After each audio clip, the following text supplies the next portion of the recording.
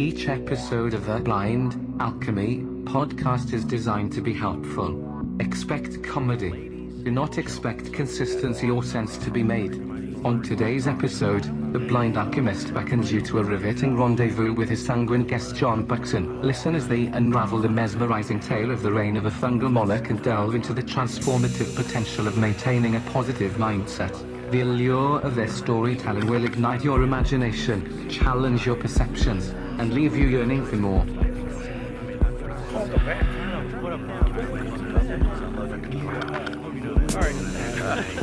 Oh my God.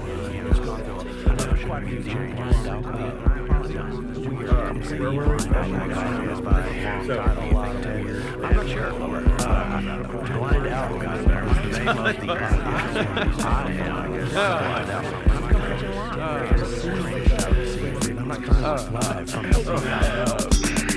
All right, folks. Totally clammed up now. I turned the damn microphone on. Hello and welcome to the Blind Alchemy Podcast.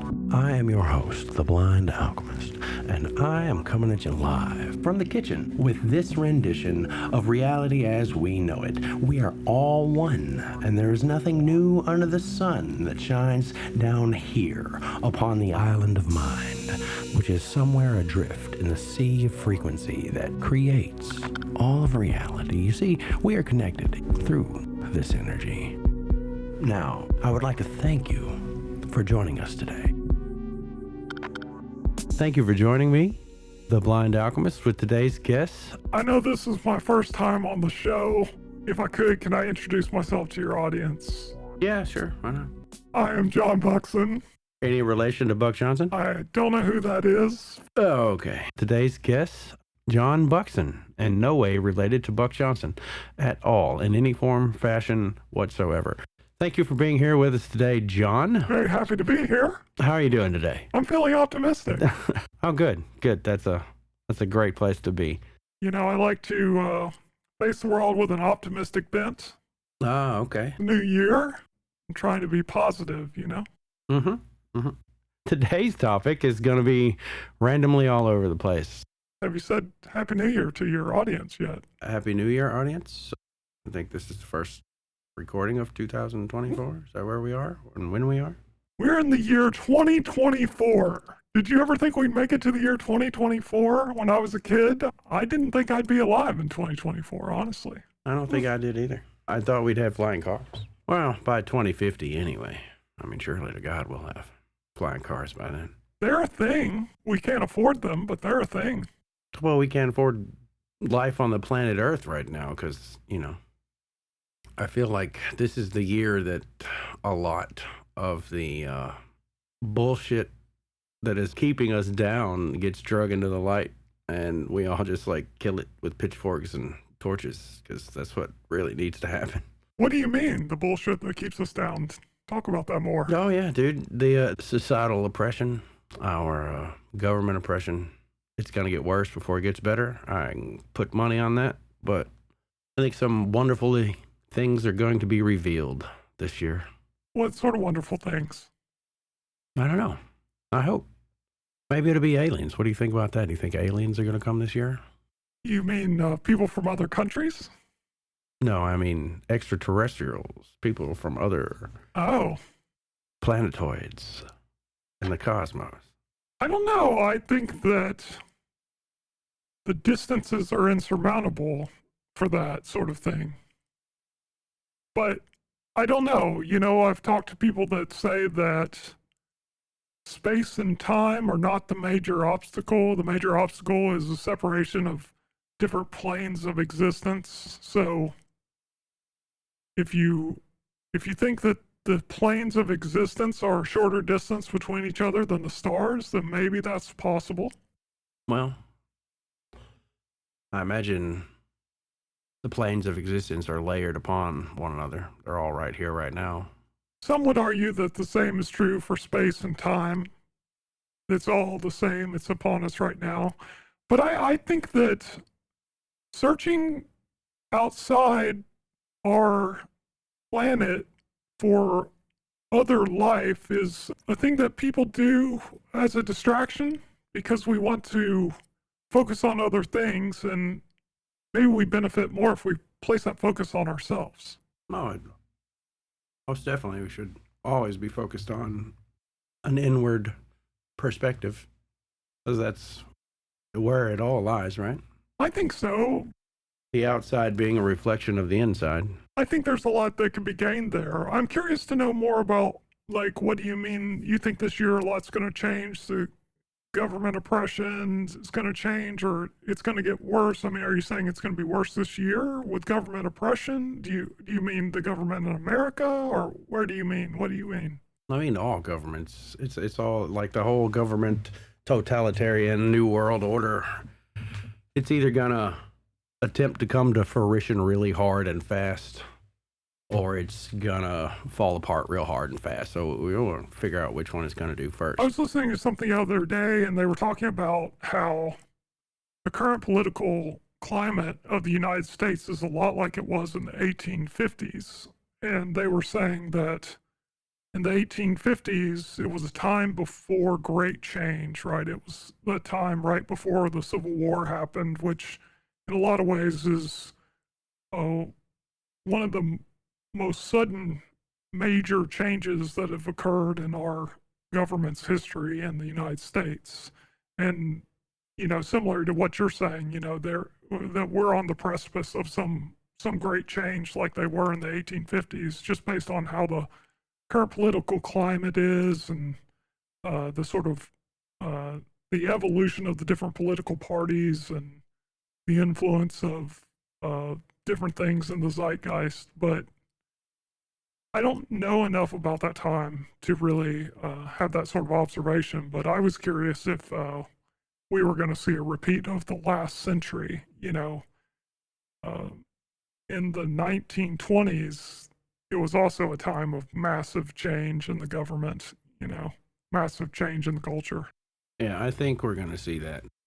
Time seems to operate in 40-year blocks, click, click, click, click, and then it hits an 80-year mark and it all starts over again. It could be a new patch in the program, I guess.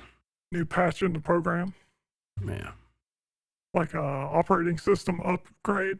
A new mod to the video game of life. That could be interesting. Before we start, you were telling me about this experience that you had where you were looking in the mirror and you were changing into different people. And I was fascinated to hear more about that. Yes. Do you feel comfortable talking about that on the recording? I guess. Hold on. Stop. I'll try to restrain myself. I'm not you. Settle down. Stop jumping in my lap, sir. So anyway, I've been kind of in a funk for multiple weeks now. So I thought, well, it's about time to clean the lens of perception. So I dosed myself with a light dosage of mushrooms. About a half a gram. It's not a lot. It's just a little bit. I didn't want to go full-on psychotic mode or whatever. You didn't want to become a complete cosmonaut? Right. The trick I've found is just to wade in the water, not to fully submerge yourself. So I took a light dose, made a little tea. It was pleasant. And during this, I was like, well, this isn't deep enough, so we're going to have to go a little deeper to get to the root of my current angst, whatever that was or is, maybe. So I made another batch of very fine tea. And I found myself doing the one thing you're never supposed to do on psychedelics, staring in the mirror. Now, things change. I became a lizard at one point, I think. I became gaunt and old. But the weirdest thing that happened was that the mirror itself went completely black. And there was only, I would say, reflection, because it is a mirror, but it was not exactly me. Kind of me, but not me. Older, much, much older. Taller, slightly more gaunt. The length of my hair and my beard changed. And I had a crown on. Now, I don't know what that means. But the whole time I watched that transformation, it was just the body. The mirror itself was pitch black. Like, it wasn't reflecting up the wall behind me like mirrors do. Really? And I stood there for a while. I felt like the guy had something to say, but he never said it. It was like, hey, was it me? Is it me? Am I a king somewhere? Are you a king somewhere? Was it evolving or was it consistent? The visage. Well, it evolved into the crown. There were a couple of hats, different style hats that changed as the beard lengthened. And then it was just a crown. And there was nothing super spectacular about the crown that drew my attention to it that I could walk away with, oh, that's the crown of this particular kingdom or whatnot. Maybe it was just my crown of personal sovereignty, maybe, you think. Crown of personal sovereignty? Yeah. What does that mean? You know, my divine right to rule myself. Like you have a realm to reign over? Or you said yourself, so... Yeah, isn't the self a realm that you must be in control of? Self-mastery is what it's all about, right? I think the mind is definitely a realm of its own. Every individual's mind, I think, is definitely an individual realm. I think it's more than one, to be quite honest with you. Yeah. At least 11. That's scientifically proven by the blue... At least 11? What do you mean? Tell me more about that. I'm not familiar with this. I read it somewhere. I think it's a science program where they have determined that the human mind, not the brain being an organ, the mind being a space, I'm assuming. That's my personal assumption. That it is connected to, at the very least, 11 different dimensions at one time. Oh, okay. Did you find this? Oh, I wasn't looking them up. I was just kind of letting the conversation evolve. I can look that up if you like. Oh, okay. I thought you were looking it up. Yeah, I see something on bigthink.com that says something about our brains think in 11 dimensions. Discovered by scientists. The Blue Brain Project. Yeah. Goal of the Blue Brain Project, which is based in Switzerland, is to digitally create a biologically detailed simulation of the human brain by creating digital brains with an unprecedented level of biological information. The scientists aim to advance our understanding of the incredibly intricate human brain, which has 87 billion neurons. The Swiss Blue Brain Project is a research initiative that aims to create a digital reconstruction of the mouse brain, founded in May 2005 by the Brain and Mind Institute of École Polytechnique Fédérale de Lausanne. Its mission is to use biologically detailed digital reconstructions and simulations to identify the fundamental principles of brain structure and function. In 2017, Blue Brain Project discovered that neural cliques, which are a fully connected network of memory coding nodes in the hippocampus, provide insight into the process of storing memories. These neural cliques are connected to one another in up to 11 dimensions. The clique's neural network model suggests that the encoding of memories or information is done in constant time by simply creating synapses between the neurons. A clique in a subgraph of the network represents a memory and may allow the reconstruction of a full memory from a partial or corrupted input. The project suggested that the difficulty of understanding the brain is partly because the mathematics usually applied for studying neural networks cannot detect this many dimensions. In 2022, scientists at the Blue Brain Project used algebraic topology to create the topological neuronal synthesis algorithm that allows them to replicate both healthy and diseased states of the brain and map entire brain regions from just a few reference cells.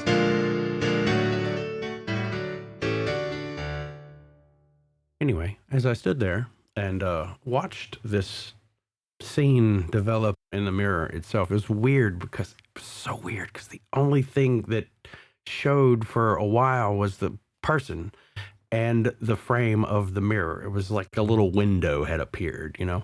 The rest of the room wasn't being reflected. No, it was completely black around the person in the mirror, and just the wood frame of the mirror was like it was framed, like a picture frame. And slowly, it did lighten, but it never got as crisp like the background ever. There was like a stone wall, like a old castle wall or some shit. Oh, that's interesting. So it was a very weird experience, and I'm not fully sure what to take away from it. Was that the most interesting thing that happened during the mushrooms? Yeah, actually, other than realizing that I wasn't deep enough to resolve whatever issue I was trying to resolve, and I had to go deeper, that was about the most interesting thing. The rest of it, I mean, there were pretty colors and overall warm, fuzzy feeling of oneness, wholehearted goodness, like yay, joy, euphoria. Well, yeah, because you know it's psychedelics. Now we will take a break for some advertisements. Please support our sponsors. Just imagine this could be your advertisement. Please reach us at theBlindAlchemyPodcast@gmail.com to provide sponsorship. And now, back to the show. Did you feel that sort of kinship with the man in the mirror? Was he a friend? I believe so. And he was there to tell me something very important, but he never spoke. Maybe I wasn't deep enough for him to speak. You said the beard and the hair grew. How long did they get? Just a little bit longer than maybe an inch or two. Inch or two? Yeah, it wasn't like Cousin It kind of long or anything. Uh-huh. Have you had other times in your life where you've thought of this monarch, this king figure? Has he come to you in other dreams throughout your life, or? No, I don't think so. I think that was the first encounter with the monarch. You said that. I did immediately think of the Pearl Jam song, King Jeremy the Wicked rules his world. So that's probably not a good sign, eh? Well, I did think of that. I wonder what that means. Was he wicked, the king? He did not seem wicked. There was no malice from him toward me. And if any, it was like, hey, dude, get your shit together. Okay. There's shit to do, but nothing was voiced, I guess. There was just like, hey, I'm here. You need to pay attention. You know how weird things occur on Psychonaut adventures? I'd find it interesting, the rest of the reflection turning to darkness.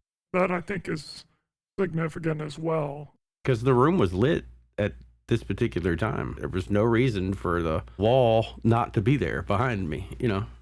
Yeah. There's this thing that the brain does when it hyper-focuses on something where you can tune other things out. I wonder if that was part of that experience. You're just tuning the rest out. I would imagine hyper-focus. Because the light was on, but the entire room was black. Uh-huh. And the only thing that held my attention was the man and the frame of the mirror. Was there music or other sounds?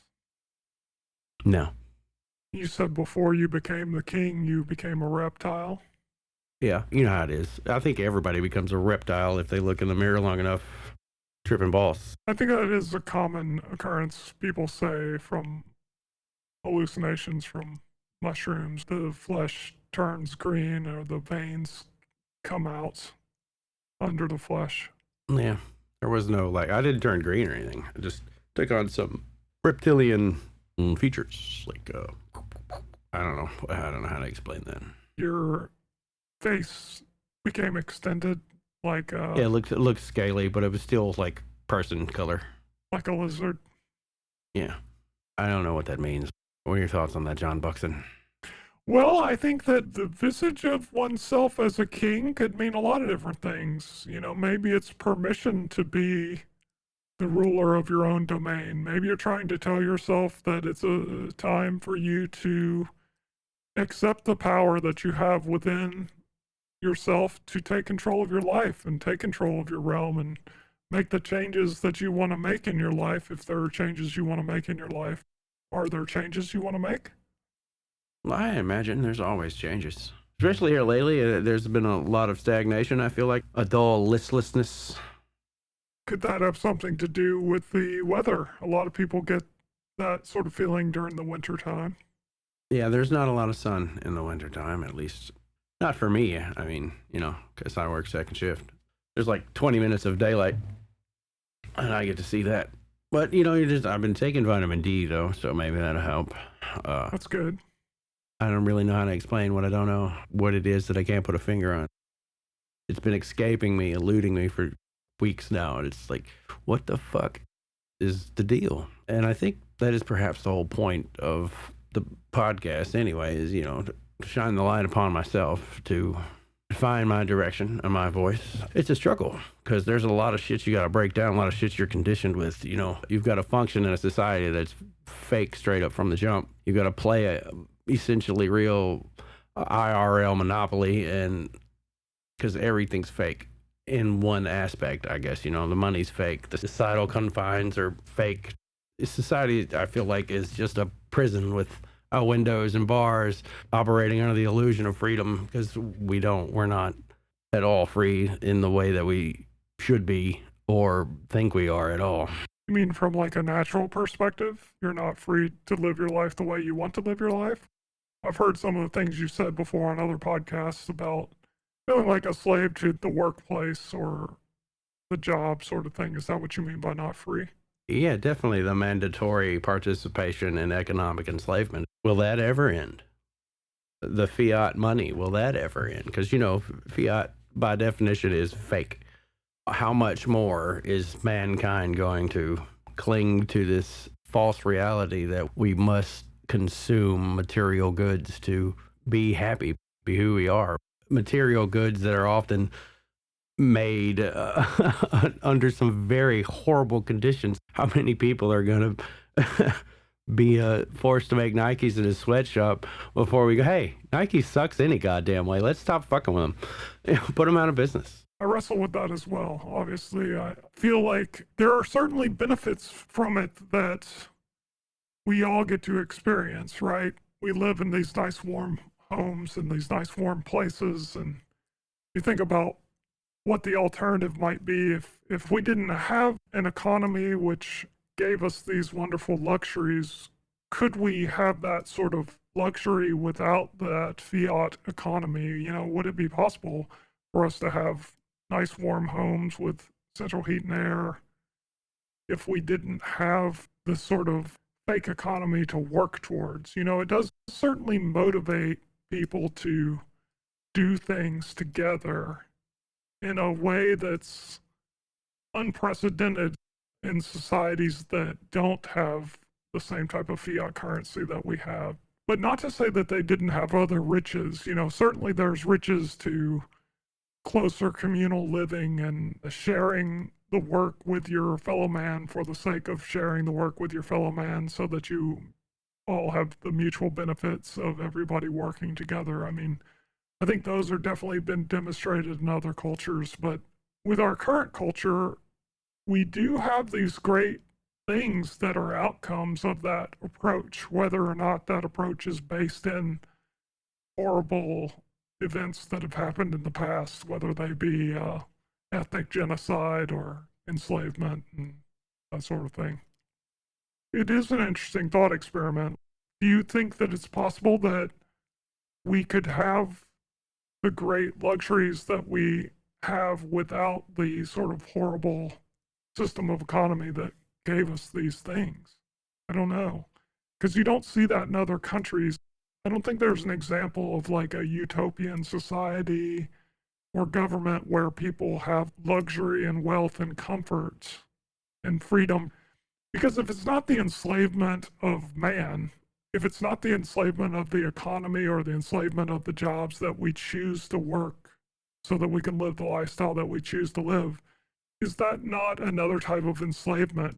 Just the sure act of work that you must do in order to survive? Or all the other natural animals in the world not enslaved by the requirements of survival that force them to run around and eat all the time just so they can keep their body temperature up?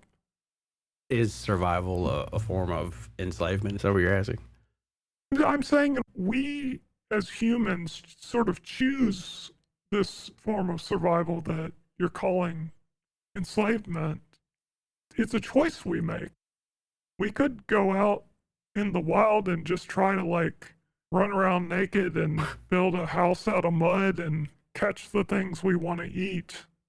I don't know where you can do that. I don't know if there's places in the world that, I think there probably are still places like that in the world where you could do that.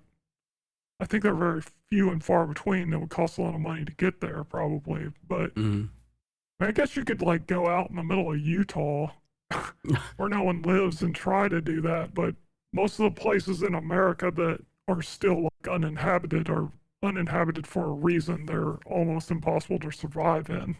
You know what I mean? Mm-hmm. I agree with you. It's definitely a choice we're making, but there's certainly benefits to it, right? I like that I have a nice warm polyester fleece sweater that I can pull on rather than a bearskin. A bearskin? A bearskin could be super warm, man. Yeah, I'm sure it would be. It's a problem, not the bearskin, but the killing of the bear to get the skin. Yeah, that's a problem too. You certainly have to be brave if you're going to go kill a bear and take its skin. Yeah. Oh, certainly. Or a very good shot, because they're tough to kill, dude. Well, yeah, they're tough to kill. They're strong. It's not like you're going to wrestle it to the ground, ask him politely to take his fur off. You're going to have to shoot that guy in the face. I think you're going to need 2 or 3 of your friends to help you out. Going to need some weapons. You're going to need a few friends. You're going to have to forge those weapons. If you caught it in a net, then you could probably kill it on your own. Maybe if you had it off the ground. Yeah. But I feel like it would just rip a net apart. You caught it like Return of the Jedi, tied up in a giant net 20 feet off the ground, and then probably get it pretty easy that way. Was that in Return of the Jedi? Am I remembering that right? I think there was something about a net, and I don't remember. It's been a while since I've seen it. Yeah, the Ewoks were always using nets to catch people in the drop nets. Yeah. But anyways, there's some joy to be had in our current economy. It is certainly a game that we're playing of pretend in a way, but there are benefits to playing that game. Well, what are they? Material gain? I don't think the game is supposed to be material gain at all. I think it's just supposed to be spiritual development, spiritual gain. Okay. You know, we live in a world where it's coming back. The spark of spirituality is on its uptick, maybe to catch a huge fire and burn away all the materialism and greed and all the 7 deadly sins as they are. And we can finally reach this golden age of humanity, if there ever was one or ever will be one. But how long will it be before greed slips its way back in? You imagine in that golden age of humanity, do you imagine that there's an economy there? Or are people motivated out of the goodness of their heart to build the things that they need to build, to have the life that they need to live? Is everybody just helping each other out in that scenario for the pure sense of altruism? Are humans even built to be truly altruistic? I don't know if they are or not. I don't even know what I would suppose a perfect utopia would operate as, what it would even be like. We'd still have to build stuff because we need buildings and shelter and whatever, but right. How would we do that? I don't think it would take the resources it takes now to do it. I think we eventually reach a point where we have something like replicators from Star Trek or some shit where he's like, oh, that's okay, finally I got that. Oh, I see. So like you're imagining a time where like technology is radically superior to what it is today. Yeah, I think there's a harmonious balance between nature and technology. I think they can live in peace, but at this point now they are not. There are some cool things that they're doing with 3D printing these days. I mean, they can print things. Oh yeah, like food, because they are doing that. That is one step toward replication, but I feel like that's where it could go, but it probably won't go, especially if it's greed driven and where we're growing meat in a laboratory, because, why not 3D printing meat? There could be benefits to that. If we're not torturing animals to get our food, we're able to grow it in a lab. Well, I mean, meat isn't really murder. I mean, if I could get the meat off the animal without killing it, I'm sure I would. So at the very least, it is involuntary animal slaughter, right? Yeah, I don't so much have the problem with the killing of the animals. It's just the scale of it that sort of forced us into these really unethical practices. It's just the scale issue. The size of the population is what causes that. But I certainly think we can do better. I feel like it's within our capacity to make better choices and, do that in a smarter way. Oh yeah, I wholeheartedly agree with that. Something has to give. I was driving down the road the other day and a chicken transportation truck pulled out in front of me and it was open on the back so that you could see the chickens in their cages. Uh-huh. And from the floor to the top of a semi-trailer, it was full of these little cages that the chickens lived in, and the cages were about 6 inches tall and maybe like 9 to 12 inches deep. Now we will take a break for some advertisements. Please support our sponsors. Just imagine this could be your advertisement. Please reach us at TheBlindAlchemyPodcast at gmail.com to provide sponsorship. And now, back to the show. But the entire semi-trailer was all these cages, and every one of them had a little chicken in it, and the chickens couldn't stand up in the cages because the cages weren't tall enough for the chickens to stand up in. which I imagine kind of helps to hold them still during transportation so they don't get flapped around by the truck of the centrifugal force of the truck making turns and things like that. So in a way, it probably protects the chicken, but that's just one truck. And so to feed all the people, all the chicken that we eat in America, there's lots and lots and lots of those trucks out there. So that's not what I think even the forefathers of modern agriculture imagined when they were thinking about the mass production of food and that sort of thing. So there certainly could be a benefit if we could prevent all those creatures from having that experience. Yeah, and probably wouldn't be eating their toxic fear hormones or whatever, because, they probably got those and that leaches into everything. Yeah, I can't imagine they were too happy about it. But, they are a chicken. What does a chicken know? Do we know what a chicken knows?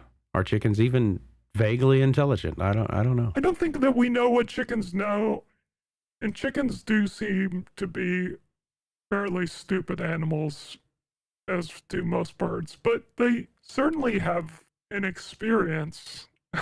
They are alive, and I think the concept of animals not feeling emotion or animals not being able to communicate, I think that's all outdated. I think we realize now that it's true that all animals experience pain and have emotions and have relationships and experience something akin to love, between themselves. And so I think that I'm not trying to be negative, I'm trying to be positive. It's a new hat for you, isn't it? It's a tricky one. I don't know. I don't think I can. Not and talk about existentialism. No, it's not possible. It's really weird. I did find myself, whatever I am going through psychologically or emotionally or whatever combination of the two it may be, I keep finding myself, I'm fairly happy. I like my life. Yeah. Which is something I could never say before years ago. I guess that's been more and more in the last 5 years where I've been like, yay, life ain't so shitty, to quote Shannon Hoon. I think some say that man needs a project or a quest in order to keep themselves motivated. So perhaps you need a new project or a new quest, some sort of long-term goal that you're working towards that you can distract yourself with, which will give you that sort of secondary satisfaction that comes from working on a thing. Do you have a thing like that you're working on? No, not really. That's what this was. This project of the Blind Alchemist was originally, but I think I've very seriously been toying with the idea of just setting it down and walking away. The podcast? Yeah, just because it's not panning out the way I want it to. Not that I had direct expectations of it or anything, because, you can't really have a whole lot of expectations. Expectations lead to disappointment. Disappointment leads to substance abuse, because, that's what they always said in rehab. What were you hoping to get out of it? I don't know. I wanted to use it as a place to talk about the weird stuff that nobody really talks about, but everybody really, talks about kind of on the fringe, the metaphysical, the spiritual, because there's not a whole lot of. Now you can probably go to college and get a degree in metaphysics. You couldn't do that 20 years ago. Mm-hmm. That wasn't a fucking thing 30 years ago. Otherwise, I'd be in a class giving a lecture with that kind of degree. But now, what's the fuck point of going back to school for all that shit? Just more debt to get out from under. And I don't want to do any of that. I don't know what the quest is supposed to be, except for bettering the self. It's the hero's quest. It's the hero's journey. It's the characters in the major arcana of the tarot deck, each one of those being an archetype of a person you encounter or become at some point. So where is it going? I'm kind of I don't know. I'm just going to sit here and make a fire by the wayside and wait till direction finds me again. So I would say some people go to seminary or rabbinical school or, a sort of spiritual metaphysical education. Is that something you'd be interested in? No. I think it would have to be more monkish for it to. Yeah. Okay. Like a Zen, like a Buddhist monk? Is that what you mean by monk? Yeah, it's like a monastery where you just focus on the task at hand and, where you're not bombarded by 1,000 million distractions every second. Uh-huh. It has become increasingly harder for me lately to just sit still and be quiet, and it's frustrating me. Well, that might be part of this thing that you're sort of up against and trying to figure out. If you're not having the sort of meditative time that you had before. Not at all. Or you're not feeling that coming as easily, that could certainly make you feel more restless. Is it a sense of restlessness? That's kind of what I'm getting from you, but I'm not sure if I'm hearing you correctly. Well, I am made restless by the monotony of and boredom. I'm just bored. Oh, okay. Jesus. God, I am freaking bored, man. I don't understand why. I haven't found anything worthwhile to focus on, and trying to even focus has been colossally difficult. It's like 5 minutes at best, if that, and like sometimes not even 5. It's nope. Like 3? No. I can give you like 2 seconds. That's the best I can do. Is 3 seconds of attention focused on this thing. Just take a breath. Oh wait, I'm bored with breathing now. I got bored taking a leak the other day. I was like, man, this is an outdated bodily function. When are we going to do away with this? This is stupid. You may be out of luck on that one, bud. There are alternative measures that our medical field has determined to help people out with that problem, but they're not enjoyable. Trust me on that one. It's like, man, this is... Your tallywhacker, as far as I know, is the best, most enjoyable way to get rid of bodily waste that we've come up with. Yeah. Well, I'm not saying it's not efficient. I'm just saying, man, it's outdated. Let's do something new. Let's shoot out our ears or some shit. Yeah, so I hear you saying you need novelty. Have you been on a vacation in a while? I haven't been far from the home front, as it were. I don't really know where to go. I thought about just wandering off into the woods for like a day, but it's been stupid cold. I don't want pneumonia. Yeah. Or hypothermia or anything like that. So I'm like, I'm just going to have to wait till it warms up, and hopefully I don't feel like this the whole time. Yes. Yes. Sometimes a journey, a project, setting a long-term goal, working towards it, doing something with your hands that doesn't require a lot of focus. These are things that I've known to help face the dread of ennui in the world, the Kierkegaardian angst, if you will. Yeah. They sound like rather sort of petty offerings, but I think that there is great wisdom in that.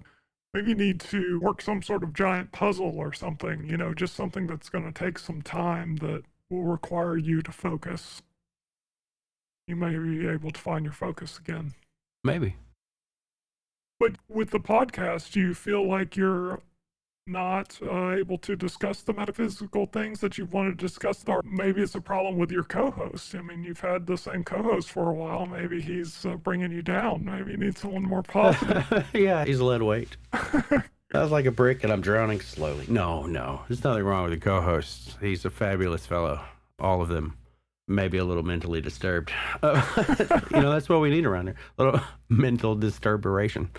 I don't know. Maybe I need to take the content in a different direction. Maybe I need to talk about something else. But I don't have it yet. I don't have that thing. And I feel like sometimes I feel like my vocabulary fails me like a son of a gun, dude. It's like, oh my God, you got to be smarter than this to talk about this stuff. Because, words and their meanings, right?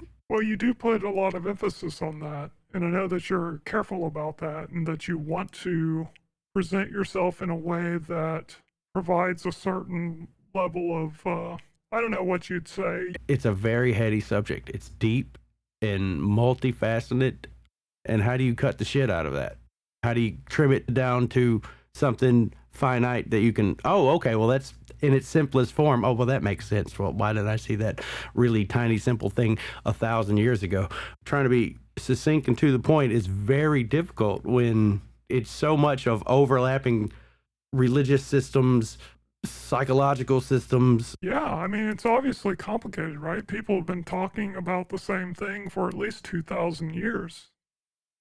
Right. I'm sure significantly longer. And Have we gotten anywhere in that 2,000 years of saying the same thing? Well, I think that throughout time, the perception has changed and the story changes, right? The story evolves. I've heard you had discussions before on the podcast about how different religious sects have evolved and how there's certainly been an evolution of those religions over time, and the experience of the people that were in those religions or proponents of those religions. And I think that that's true for all cultures. I think culture is always evolving. And I think it's hard to ever witness something from a different perception of a different time. Like, we can never perceive the way religion was 1,000 years ago because we can only see it through the lens of today, and it's nearly impossible. We have such a different perspective of technology than they had 1,000 years ago. Yeah, I think 20,000 years ago, we were probably far more technologically advanced than we are now. I really think that. Oh, yeah? It was a more harmonious technology with an Do you think they had smartphones and computers and cars and things like that 20,000 years ago? They had something that we don't have now, where you could pick shit up with sound and move it around or carve things with sound or whatever. Because, there's a lot of temple places in India especially that look like they've been carved with sound. Tell us more. There's a whole cave that is just perfectly just whoop smooth and all that, and then there are pillars in other temples that look like sound waves themselves, that some sort of wave of sound carved it out. I don't know. I would love to have a time machine. So there's this sort of acoustic technology that you feel like was around. Yeah, that's interesting. I don't know anything about that. Well, you've got there are places in the world now where they find that, hey, look, 5,000, 6,000, 10,000 years ago, there was some sort of nuclear explosion right here. It could have been meteor impact. Who knows? Because that most certainly have had to happen, right? Certainly there were meteor impacts. I think that happens on every celestial body in the space. Things are constantly getting bombarded.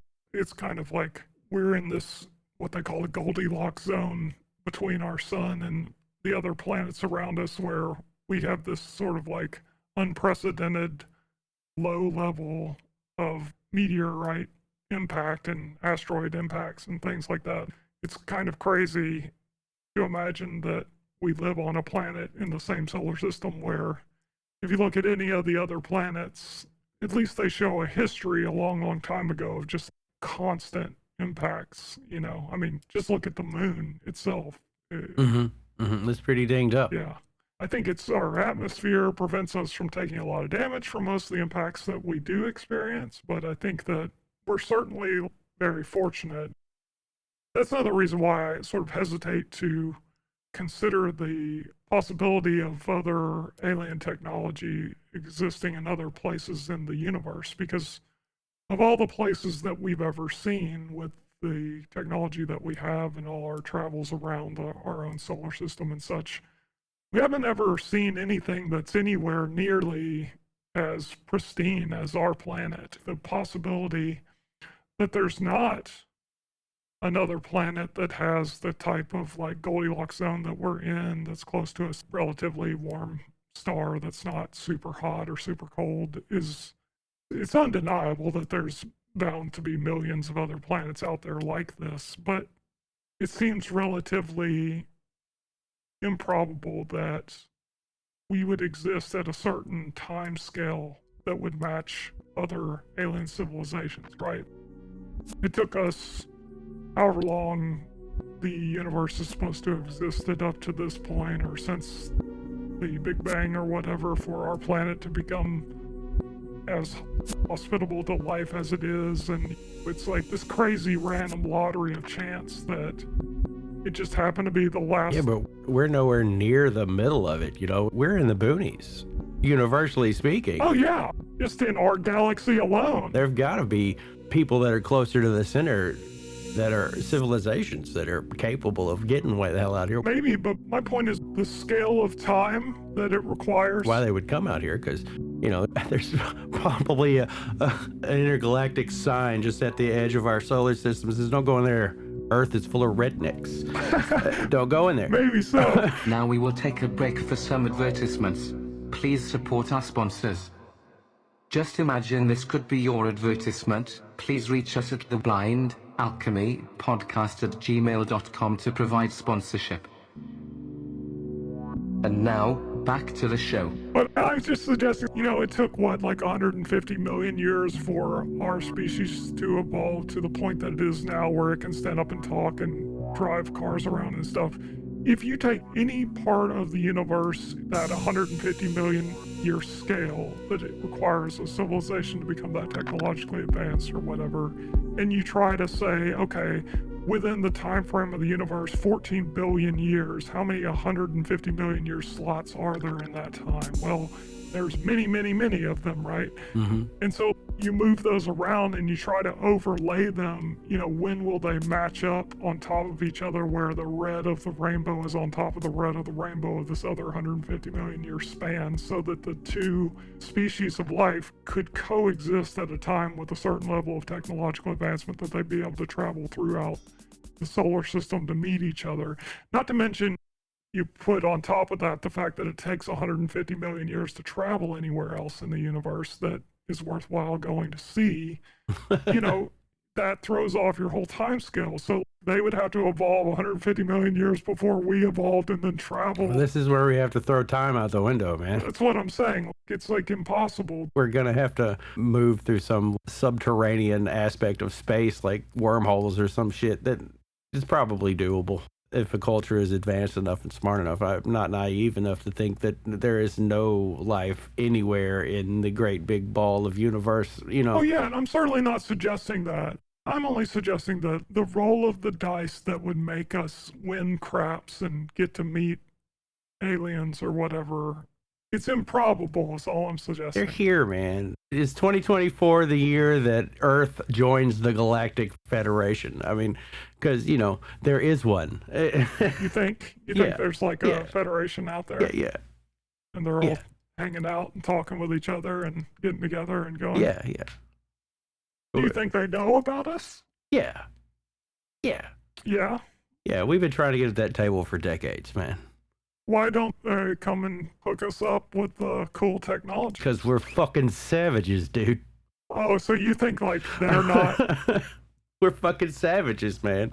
We're fucking frightened villagers with pitchforks and torches headed down to Dr. Frankenstein's house to see what he's doing over there, because that monster's fucking weird. Is that just an aspect of survival on our planet that you think is different on other planets? Do they not have to fight to survive? No, I'm sure it's on all planets. Yeah. We have to evolve to a point where we're no longer power hungry. To quote Jimi Hendrix, where the power of love overrides the power of the love of power.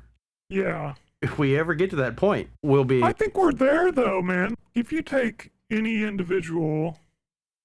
I'm not saying society as a whole. I agree with you that society is still very dog-eat-dog, especially in the American capitalistic model of economy. We raise that up and praise that up. There are other civilizations that praise socialism over capitalism, and they tend to have greedy dictators as leaders too, but... They don't really work well, and if at all, they don't stick around. Socialism only works on paper. Look at history. Look at every country that's ever tried that. It doesn't work. There are certain places, I think there's examples of history that it worked in some ways, but I agree with you. Yeah, for some way, but it doesn't work long, is what I'm saying. It can work until either there's some massive scarcity or there's another culture that comes along and says, look at these socialists, let's kill them, and steal their land. I think that's happened many times in the past. But I'm not saying that there's no hope. I do think it's within our power to have a positive socialistic or communistic. And when I say communistic, I don't mean previous governments that were dictatorships that pretended to be communist. I mean actual putting the community first type of lifestyle, which I think is what you're talking about. We do glorify love, right? We put love above all.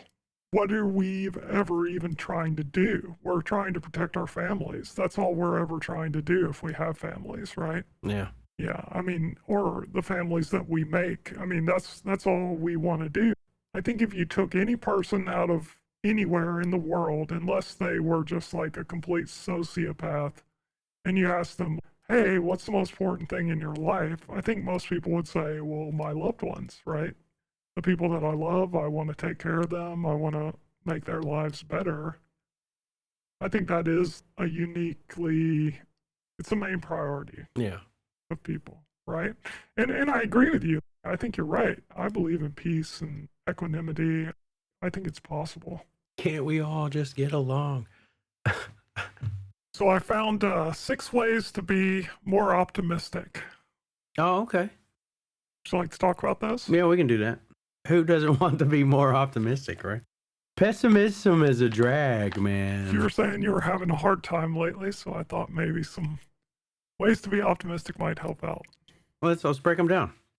So number 1, notice good things as they happen. At the end of the day, take 10 minutes to run through your day and come up with things that you're grateful for. Write them down or keep track of them in some way. I do that. Do you do that? Yeah. You write them down or do you just think of them? I don't write them. I just think of them. I don't write them down. Well, I think that's a good practice. I haven't done that in a long time, but... You should be. You should be grateful. I try to think about that sort of thing as it happens. I try to focus right at this second. What am I grateful for? You know, that sort of thing. Mm-hmm. Yeah. Or at this moment, I'm feeling gratitude for this reason. You know, I do that a lot. Because gratitude is the attitude to have, man. I agree. But I don't think it's a bad idea to think of things at the end of the day or spend 10 minutes on it. I think spending 10 minutes on it is pretty optimistic. Yeah. Like that a person would spend 10 minutes, that's quite a long time just to think about all the good things that came up with your day for 10 minutes. That's a pretty long time, but that's great. Yeah, I try when I start the day to try to focus on what's going to go right today. What unknown blessing am I going to receive today? What thing, is going to show up in my life that's like, ooh, what opportunity is going to present itself that is going to affect me positively, I try to be on the lookout for those things. It's a hard mindset to maintain, I can tell you. Well, I think that's excellent. That's great that you can wake up and do that. I spend a few seconds when I wake up each day thinking, what is my experience of now? What is this new day? What is it that I feel? That sort of thing, which is very different than what you're saying, but somewhat similar.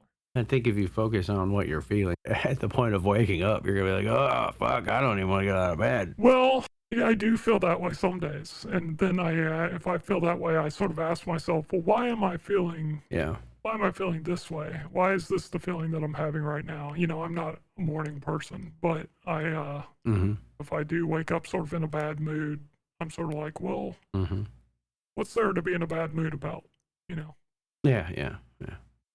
Don't ask that question. That's the wrong question to ask. Because if you go, hey, how many red cars am I going to see today? You're going to see a shitload of red cars. Maybe, but also I find myself often thinking to myself, well, I'm kind of warm in my bed. Yeah. And it feels good. 5 more minutes. It's comfortable. So maybe I don't have a lot of reason to be upset, right? Turns into 3 hours. Oh, that was shit. Now it's 5 o'clock at night. Now I got to get up. No, okay, carry on with your list of optimistic practices there, sir. Train your mind to believe that you can make good things happen in your life. Get in the habit of telling yourself specific things that you can do to succeed. For example, if I study, I can get a better grade. Or if I practice, I'll perform well. Or if I go on this trip, I'll meet new friends. I think that's an excellent one. Yeah. You can train your mind to believe that good things will happen in your life. That's sort of what you're saying. Yeah. Waking up and trying to think about what good is going to come. You'll be surprised. Sometimes within minutes of thinking that, I do it periodically throughout the day on a good day. And you'll be like, whoa, hey, there's 5 opportunities that just showed up at my doorstep just by thinking. That's weird. That ties back to some... Is it Mary Shovel Shin? Is that her name? She writes about that.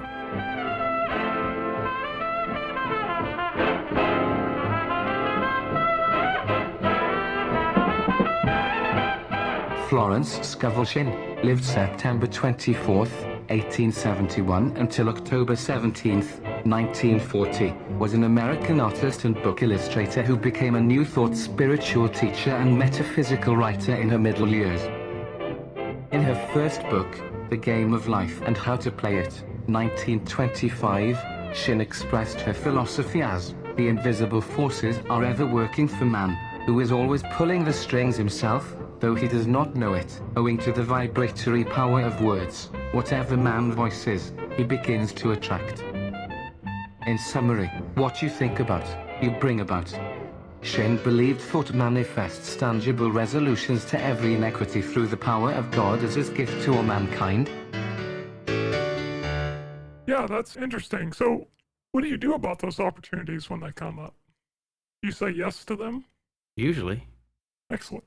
Yeah, I think that that's difficult to train your mind to change. If your mind is focused in a specific sort of form of thought, it's difficult to train it. But I think you can. I think they're right about that. Yeah, you have to be on guard, though. You got to be the gatekeeper of your thoughts there, because if you really focus on what you're thinking, sometimes you're like, this is all garbage. Where is this shit coming from? Why do I think like this? And then the field of static noise that is the realm of thought just kind of clears, and then better things start to walk through it. Yeah, this seems to be a cognitive behavioral therapy approach to me, that train your mind to believe that good things will happen in your life. I think that's one of the principles of CBT, is about trying to train your brain to practice. That takes us right back to the third episode of this show. Everything is mental, man. Practicing positive thought is just the same as anything else that you practice. The more you practice, the better you get at it. Don't blame yourself when things go wrong. What does your inner voice say when things don't go as planned? Instead of thinking, I failed because I'm terrible at this, tell yourself, I failed because I didn't study enough, or I didn't practice enough. I won't let that happen again next time. Instead of thinking, Grace broke up with me because I'm a loser, think, now I know why people say breakups are so painful, but hanging out with my friends will help me feel better. So don't blame yourself when things go wrong. I don't know about this one. Sometimes things are your fault. Yeah, sometimes. Grace maybe broke up with you because you're a loser. I don't know if you're actually a loser. Maybe Grace did break up with you. Man, you better tie those shoes up tight. Or, get some new shoes. No, and I do think people blame themselves too much, especially people that have a habit of blaming themselves when things don't go right. Yeah, that inner critic is vicious. Yeah. I can't remember where I picked this up, some psychological lecture I was focused on. Whenever you usually have those negative, degrading thoughts, pay attention to what level they come from, where they come from. If it feels like it comes from behind you, it's always higher than you, and it comes down at you because it's usually something someone voiced in your life that put that there. Oh, really? Like if you've heard an adult? Like an adult when you were a child, yeah. Huh. So it always comes from that direction. Yeah, I don't know that I've ever thought about the things I tell myself as coming from a specific direction. Have I ever considered when I've heard myself telling myself something in my head that it comes from a specific direction? No, that seems like something I've never imagined before. Huh, interesting. Oh, no, it's accurate. It's a weird thing, because whatever I picked that up from, I started to pay attention to that, and I was like, that's fucking weird, man. I suppose I feel like when I hear my voice inside myself, that it comes from the front of my brain. But it seems like it's inside, emanating out, like the drop in the center of a pond or something. Not necessarily from above or behind. That's fascinating. I've never really thought about that. So do you experience them coming from other directions? Now we will take a break for some advertisements. Please support our sponsors. We ain't got no sponsors. What you talking about? This whole damn podcast is brought to you by me, because I'm the fucking sponsor here. And now, back to the show. It's usually right around this area. You're pointing to the top of your head, sort of like 3 inches above the front of your face. Yeah, up and to the right. Uh-huh. And down at me. Or sometimes from behind this, Huh. Well, your temporal lobes, where you hear things and your memory is, are on the sides of your head. So maybe it kind of makes sense that it's coming from the side of your head if it's something you've heard before. Yeah. Fascinating. Never thought about that. So the next one is, when something good happens, give yourself credit. Think, what did you do to make the good outcome possible? Was it preparation or practice, dedication? Think of the strengths you used and how they helped you succeed. I like this one. Yeah. I think this one's good. Yeah. I feel I get lucky a lot. You feel like you get lucky a lot? Yeah, I got that right. Yo, yeah, that was total luck because I don't know what I'm doing. But then there are the other times when you're like, I don't know for you, but for me, it's just like, I have no idea what to fucking do right now. And then click, just some shit. And you know exactly what's got to be done. It's just like, why can't I be that guy all the fucking time? Huh. You don't have that? I don't know. I was going to ask you, though, if you say that you're lucky when something good happens, is that the same thing as giving yourself credit? Because I don't know that it is. No, it's not. Yeah. Sometimes I get that, like I did this right. This is perfect. And I am very leery of that feeling because I've had it. And then find out that I have caused a catastrophe because I got too arrogant or prideful. So I'm like, well, better not think like that. So you've had experiences where when you gave yourself credit for choices that you made. Yep. I was completely wrong. Wrong, and it caused a catastrophe for someone else, or it caused a catastrophe for you? Yeah, both. Oh, yeah? Yeah. I do think it's good to give yourself credit, though, because I think that, like you were talking about negative self-talk, I do think it's just like the practicing seeing the good in things or the good in experiences. You've got to practice to see the good in yourself and give yourself credit. Very true. Because, if you worked hard at your job and you got a good outcome, like a raise or a promotion, or someone said good job, or maybe you just got the satisfaction of getting the job done right at the right time or whenever you wanted to get it done, then you deserve credit. I get that more than I get the others. I get, hey, pull our weight. I got told, hey, we fucked up some shit. We dropped the ball. We need you to pick up our slack. You know what I said to that? I said, man, that's what I do every day. And my back hurts from carrying your bitch ass. So you don't mind giving yourself credit? I guess not. Sometimes. I guess not. That's a true story, right? What did they say in response? You're not carrying me. You're carrying the other guy. Oh, okay. Yeah, okay. Yeah. Well, you've got to remind yourself that setbacks are temporary. Well, that's true. As soon as something goes wrong, remind yourself that it's going to pass. And then come up with a plan for making that happen. Yeah, make a plan. Like, that plan will inevitably fail, and you will have to make another plan. I find that life is a series of failed plans, correcting failed plans. Yeah, and I think there's a reason that it's a cliche that they say when you fail, it only makes you stronger, or if you fall off the horse, you got to get back up on the horse. Mm-hmm. I think everyone agrees that if you take a risk and you try something out, you should expect that you're not necessarily going to succeed the first time around. Right, there is a learning curve. It's important to remind yourself that when there are setbacks, those setbacks are temporary as long as you're willing to keep pressing forward. Yeah, I think it's a Chinese or Japanese proverb, fall down 7 times, get up 8. Nanakarobiauki. Yeah, I can see how that's an example of what this is suggesting. Yeah. So maybe if you were saying earlier that you're feeling like you're not sure what's going on, you have this sort of sense of ennui lately. I don't believe I used that particular phrase of ennui. Boredom. Ennui. Let's look that up. Ted, what does that mean? Yeah, you didn't know either, did you? I believe it means boredom.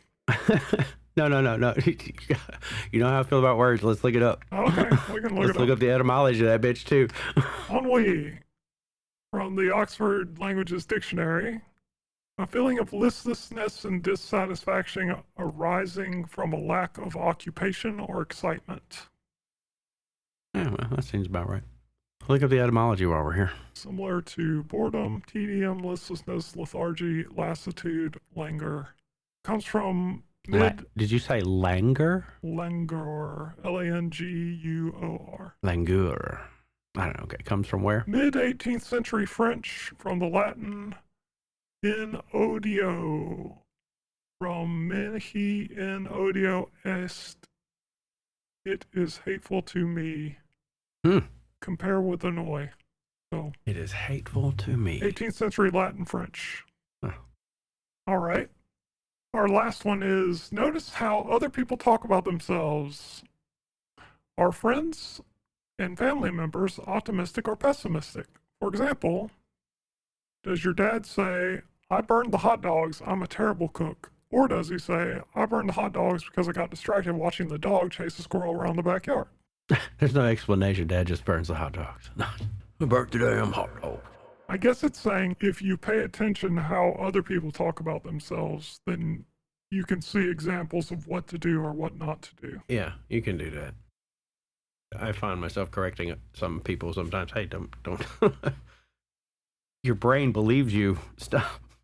Oh, like if you notice people saying negative things about themselves? Mm-hmm.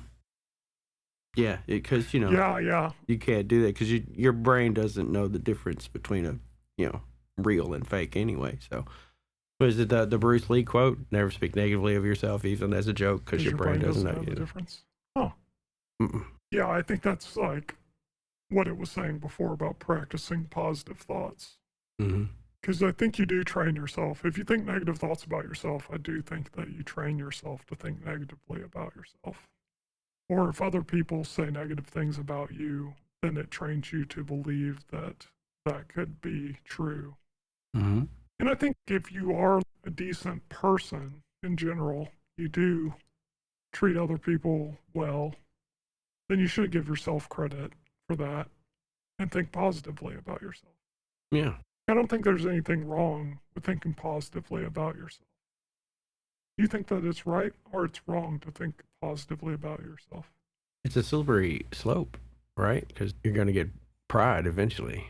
And why are there two types of pride? Are you saying like there's bad pride and good pride? Yeah. Well, I was thinking of a song lyric. The Avett Brothers, I can't think of the name of the song. Pride like my mother had, not like the kind in the Bible that makes you bad. Oh, I see.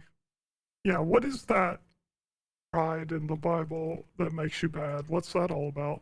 I mean, the pride of Satan. 7 deadly sins, pride being number one. So Satan was too proud because he believed he deserved autonomy like man because the rest of the angels were slaves to God. Is that the type of pride that's evil?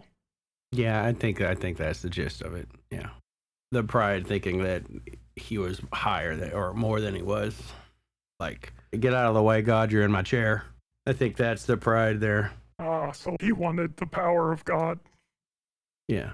Because he believed he was worth it because he was prideful. I don't know why he believed it. I don't know. Maybe the whole concept of like not having pride in the Bible is one of those things that the purveyors of religion added to the literature so that they could hold the slaves down.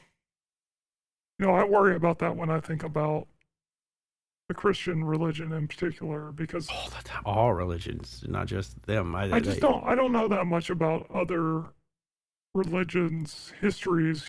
I don't know any example aside from Christianity where people have conquered giants like the Empire of Charlemagne, where he went around and he conquered all these places, and then he said, okay, this is your new religion, and then he used that religion in such a way that it manipulated the people to not only succumb to their conqueror, but become grateful to their conqueror. I see that in European, British, and American slavery, the countries that the white men that lived before me went into. I wasn't there. Because I certainly wouldn't have joined that movement. I wasn't there. I would have nothing to do with those fuckers. I would fucking kill them on the spot. But or would you? You can't answer that. You're thinking from now. True. Like now you don't. True. But and then, honestly, then you're gonna be like, hey, that's our shit. Give it to us. Honestly, I wouldn't. You know, I'm far too much of a pacifist to kill a person based on principle. I would just leave and say these people are stupid and go somewhere else, honestly. I'm going to go invade somewhere else. These people suck. I wouldn't go and invade somewhere else. I'm saying I would leave the company of those people who were the enslavers. But my point is, these people took their religious morality and went into these countries where they believed people were savages or heathens or non-human, and treated them as such, and then made them grateful for it. They separated them from their family and their religion and forced them to go to schools where they were taught this new religion. And then those people's ancestors today are some of the strongest believers in that religion that they were fed by those enslavers before. And like, they'll stand up today and say that this is the glory of God, this is the thing that we all should celebrate, when in fact it was part of the thing that was used to enslave them, because they tricked them into believing it to make them feel guilty for not having those religious beliefs before. Whether or not they believed that they were doing that at the time is debatable. You know, did these early Christians know that they were using it as a tool of manipulation? I think that they did. I think that they knew that they taught people to worship Christianity, then those people would be easier to subjugate. And they did that as part of the way to overcome those cultures and separate them from their cultures. It was like part of that separate and destroy mechanism that they used to overwhelm these cultures. And I do find it interesting that some of those cultures today have stronger religious beliefs than the people who had that power over them in the first place. Yeah. Does it make sense what I'm saying? Yeah. I'm picking up what you're putting down. Yeah, you're right. That is very weird. Some of them just use the characters and whatever that voodoo. That's what I'm trying to get my point here. Voodoo uses all the saints as representatives of voodoo people. Oh, you're saying because of the enculturation led to a new religious... Yeah, they just adopted the, Yeah, which I think is what Christianity ultimately did with like paganism and things like that as well. Like, to assimilate the culture of the people. Oh yeah, totally. Assimilate aspects of their previous religions. Yeah. You couldn't get them to come and stay if you didn't incorporate it somehow. So, Yeah, you got to have the Christmas time in the winter, because that's when the... that's when the winter solstice is, yeah. I don't know. That's all debatable, but I think that it's interesting, this idea of pride, and that it's bad to be proud of the things that you accomplish. I think that's different than... I don't think that's what it's saying. I think it's not bad to be proud of the things you've accomplished. It's bad to be too proud, because you're arrogant and you're a tyrant. It's bad to believe that you're better than others. It's bad to believe you deserve more power than others. Yeah. Well, those were the principles of optimism. Hopefully they make you feel a little more optimistic. Oh, yeah, very well. Yeah. Yay! Sorry, I went down the rabbit hole with the enslavement of other cultures. That's not too optimistic to think about. No, you're fine. You're fine. That's the whole point of the show, right? We can learn from those mistakes that our forefathers made in the past, hopefully, and not make those same mistakes in the future. Mm-hmm. Maybe. Maybe. And that's another thing that you can see in our world today.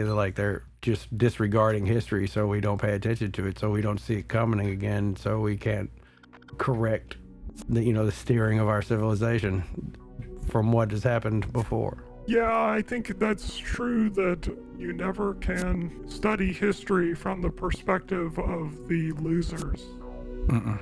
That's always been a challenging thing about history. And I think that there's certainly a degree of people talking about that today, I don't know that that hasn't always been the case, but at least in some ways there is voice to that in the public lexicon. People are certainly making podcasts, making TV shows, making movies, making presentations, saying, keep in mind the perspective of the unfortunate people, because those people's voices deserve to be heard. Those people's voices are equally as important to hear. Everyone should have a voice. Now we will take a break for some advertisements. Please support our sponsors. Just imagine this could be your advertisement. Please reach us at theBlindAlchemyPodcast@gmail.com to provide sponsorship. And now, back to the show. Right. This I've been thinking about earlier today, maybe yesterday. The 5th of November, for no reason. You know, they'll remember the 5th of November, the gunpowder treason and plot, right? We all know that from a movie, you know, but what's to remember about it? What do we need to remember about it? Why did Guy Fawkes get caught trying to blow up fucking Parliament? Why did he get caught? Yeah, why were they trying to blow up Parliament in the first place? Number one, well, if I remember correctly, it's because they were going to give a 9-year-old control of a region, so they tried to blow it up. This is from poemoftheweek.org. That's a poem. It's called The 5th of November. It's an English folk verse from the year 1870. It's remember the 5th of November, the gunpowder treason and plot. I know of no reason why the gunpowder treason should ever be forgot. Guy Fawkes and his companions did the scheme contrive to blow the king and parliament all up alive, 70 barrels laid below to prove old England's overthrow. But by God's providence, him they catch with a dark lantern lighting a match, a stick and a stake for King James' sake. If you won't give me one, I'll take two, the better for me and the worse for you. A rope to hang the Pope, a pennyworth of cheese to choke him, a pint of beer to wash it down, and a jolly good fire to burn him. Aloha, boys, make the bells ring. Aloha, boys, God save the king. Hip, hip, hooray. Perhaps most widely known in America from its use in the movie V for Vendetta, versions of the above poem have been widely spread in England for centuries. They celebrate the foiling of the Catholic Guy Fawkes' attempt to blow up the Protestant-controlled England's House of Parliament on November 5th in 1605. Known variously as Guy Fawkes Day, Gunpowder Treason Day, or Fireworks Night, and probably the reason why we set up fireworks on the 4th of July. The November 5th celebrations of some time periods, including the burning of the Pope or Guy Fawkes in effigy. This tradition verse exists in a large number of variations, and the above version has been constructed to give flavor for the major themes that appear in them. That's an actual event that literally happened. You're reading a poem about an actual event. So why were they trying to overthrow the King of England? What was going on? I can see why they were trying to overthrow the church, of course, but it has something to do with a 9-year-old niece. He was trying to put her in a position that a child should not have been in. I see. If I'm remembering correctly. Was it like king's precedence over the daughters or something like that? No, trying to put her into a position of authority that a 9-year-old had no business being in, because it's a 9-year-old. It doesn't need to be like queen. Here on historicalroyalpalaces.org.uk, they suggest, with the new reign, Catholics across the country had hoped for the end of the religious persecution they suffered for so long. After all, the king's mother, Mary Queen of Scots, had been a devout Catholic. They were disappointed. The Protestant James was not a tolerant king. Conspirators, with Guy Fawkes now among them, decided on a drastic measure to blow up Parliament during its state opening on the 5th of November, when the King James and the Queen and his heir would all be present. The conspirators hoped to crown the king's young daughter, Princess Elizabeth. So maybe that's why you're thinking about the daughter. Maybe that's what I'm thinking. How old was the daughter? Doesn't say here. The being 9 years old is very specific, and I remember that because I was like, 9? Yeah, I mean, she's probably young enough to sway if she's only 9 years old. Right. There was an anonymous letter sent to authorities received in late October that led to him getting caught and preventing the tragedy from happening. They discovered Guy Fawkes in the cellars with a fuse and a small lamp and a box of matches and 36 poorly hidden barrels of gunpowder. Poorly hidden? How do you... Yeah, they'd probably be pretty hard to hide. He probably just got them in a pile right under one support beam. Yeah. Didn't think that shit through. He didn't. Well, I mean, 36 barrels, that's a lot to hide. He didn't Twin Tower it, man. Although they were probably small little barrels, but that's a lot of gunpowder. Yeah. So they threw that bastard in a tower, and they tortured him, and then he was hanged, drawn, and quartered. They didn't fuck around in the 1600s. Or No, they didn't. We should probably go back to that. you think? We have a lot less fuckery in the streets today. I don't know, man. Being drawn and quartered's no joke. That stuff hurts. Happened to me once. Once. You know what that means? Drawn and quartered? Yeah. Pulled apart by horses, man. Yeah, apart. Yeah. Apart. It hurts. Not just gently stretched. That's the rack. Like a chicken that you're tearing the legs off. Man, those medieval guys. It's fucked up. They were hardcore. That's hardcore. They've got great torture devices. Ladies and gentlemen, thank you for joining us here upon the Blind Alchemy Podcast. And thank you for being here, John Buckson. And thank you for tuning in and listening. Maybe you'll begin to think more positively, more optimistically. I hope that I do. I hope that you do. Thank you for your optimism and your good cheer, John, lifting the old spirits as they were. I appreciate you having me here. Thank you very much. I don't even know if we still have socials or whatever. You know where to find us. YouTube, Apple, Spotify. We're all over the place. We're gaining a lot of ground for having done nothing. I'm appreciative of that. So we're signing off. We'll see you next time here on the Isle of Mind, sailing across the seas of frequencies. Thank you for being here. We would love to receive your feedback and your questions for advice. Please email us or send us a voicemail. Our address is theblindalchemy@gmail.com. Find, like, review, subscribe, and contact us on Facebook and YouTube at The Blind Alchemy Podcast. All one word. Please subscribe to this podcast on your podcast player. We are available on iTunes, Spotify, SoundCloud, and anchor.fm/theblindalchemypodcast. Please tell all your friends, enemies, and any strangers to listen to our podcast. This will help us bring joy to everyone. Text-to-speech services were provided by freetts.com and readloud.net. Some information was provided by wikipedia.org. Please see the episode notes for full attribution.